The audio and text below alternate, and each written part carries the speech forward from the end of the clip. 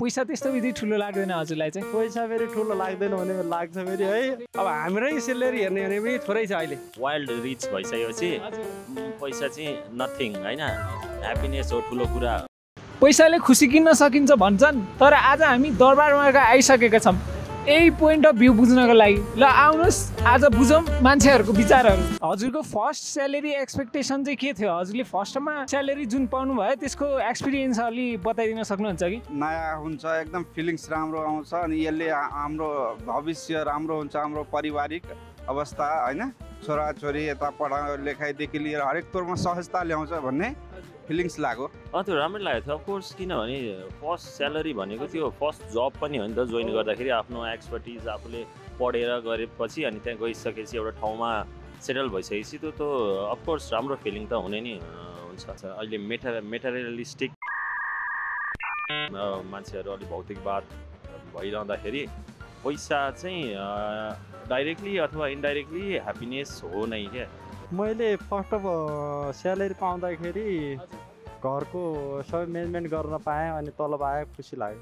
यदि तपाईँले 15 अथवा 20 हजारको जागिर खाएर खुसीसँग बाँच्न चाहनुहुन्छ कि 1-1.5 लाखको स्यालेरी गरेर एकदमै टेन्सन अथवा स्ट्रेससँग बाँच्न चाहनुहुन्छ, तपाईँको के ओपिनियन छ यसो? नि त्यो आफूले जति आफ्नो आय स्रोत हुन्छ त्यसैमा म्यानेज गरेर खुसी र रमाउन सिक्न नै मानिसको लाइफ भनेको एकदम बेस्ट हुन्छ। अब हाम्रै सेलेरी हेर्ने भने पनि थोरै छ अहिले। त्यस थोरै सेलेरी पनि हामी यहाँ बसिरहेछौँ।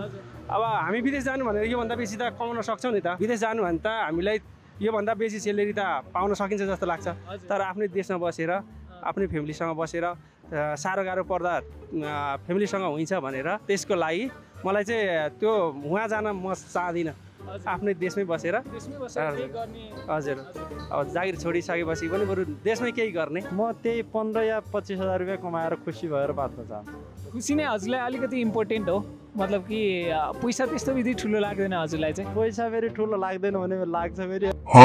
आजकलको समयमा 10,000 रुपियाँले केही हुँदैन है। काठमाडौँ जस्तो ठाउँमा त 10,000 रुपियाँमा केही पनि हुँदैन महिनामा। अनि यस्तो कमाइ यस्तो होस् कि होइन आफूलाई त्यसले आफ्नो आवश्यकता पूर्ति गर्न सक्ने होस् अनि आफ्नो फ्युचरमा पर्न समस्याहरू पनि टरोस्, यतिको आम्दानी भयो भने राम्रो हुन्छ। आजभोलिको युथहरू विदेश गएर फ्यामिलीसँग टाढा भएर पैसा कमाउन गइरहेका छन् नि, तपाईँलाई चाहिँ के लाग्छ? फ्यामिलीसँगै बसेर पैसा कमाए जति ह त्यति कमाए राम्रो कि विदेश गएर धेरै टन्न पैसा कमाएको राम्रो? हजुरको ओपिनियन के छ? ओपिनियनमा यसमा पनि दुईवटा बाटोहरू छ, किनभने पैसा कमाउनलाई हाम्रो काम सिक्न र गर्नलाई एकदम जरुरी छ, स्किल बढाउनलाई एकदम जरुरी छ।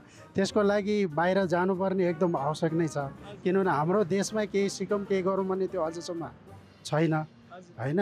त्यसले गर्दाखेरि हो पहिला जाने काम सिक्ने त्यसपछि आएर परिवारसँग रमाउने त्यो नै त। आफ्नो स्वदेशमा बसेर अब हामी पनि घर परिवार एउटा बाहिर छौँ छन त होइन, घर परिवार बाहिर बसेर पनि हामी पनि एउटा जब गरिरहेछौँ।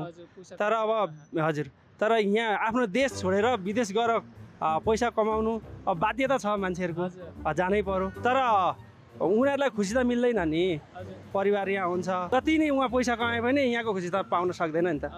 खुसी भन्दा ठुलो पैसा हो कि होइन भन्ने हजुरको के विचार?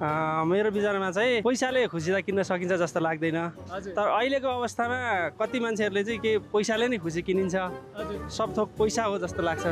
तर मेरो विचारमा चाहिँ पैसाले सब थोक होइन, पैसाले खुसी किन्न सकिन्छ जस्तो लाग्दैन। रिल्समा आउँछ नि अब एकदम वाइल्ड रिच भइसकेपछि पैसा चाहिँ नथिङ होइन, ह्याप्पिनेस हो ठुलो कुरा भन्ने कुरा हुन्छ। तर वास्तवमा अब लेमेनमा अब हामी यस्तै ग्राउन्ड एउटा नर्मल मान्छे बसिरहँदाखेरि सब निड पुरा गर्नलाई त पैसा त चाहिने नै भयो। तर सबै थोक money equal to happiness, happiness equal to money भनेर चाहिँ त्यो चाहिँ डाइरेक्टली त्यसरी भन्न चाहिँ मिल्दैन। तर ह्याप्पिनेस भने आफ्नो ठाउँमा छ, मनी भने आफ्नै ठाउँमा छ होइन। अब केही कुरा मनीले देला ह्याप्पिनेस, केही कुरा नदेला, त्यो कारणले गर्दाखेरि चाहिँ money equal to happiness directly त्यो चाहिँ म मान्दिनँ। तर मनी चाहिँ आफ्नो ठाउँमा भ्यालुएबलै हो, ह्याप्पिनेस पनि आफ्नो ठाउँमा एकदम भ्यालुएबलै हो, त्यो मनीबाटै आउँछ भन्ने कुरा पनि हुँदैन। तपाईँलाई के लाग्छ पैसा ठुलो हो कि अथवा मान्छे खुसी भएर बसेको? हजुरलाई के लाग्छ? खुसी भएर बाँचेको राम्रो। तपाईँलाई चाहिँ के लाग्छ पैसा यदि ठुलै हो त खुसी भन्दा हजुरलाई के लाग्छ यसो सेयर गर्नु? पैसा खुसीभन्दा ठुलो त पैसा होइन। हजुर। पैसा नभइकन भिख मागेर हिँडिरहेछन् मान्छेहरू, हजुर। तर खुसीले त होइन नि त। तपाईँलाई के लाग्छ ह्याप्पिनेस ठुलो हो कि मनी ठुलो लाग्छ? Yes, नै ठुलो। अब सर्टमा भन्नु पर्यो भने एक लाइनमा पर्यो भने पैसाले धेरै थोक हुन्छ, हजुर। सबै थोक हुँदैन।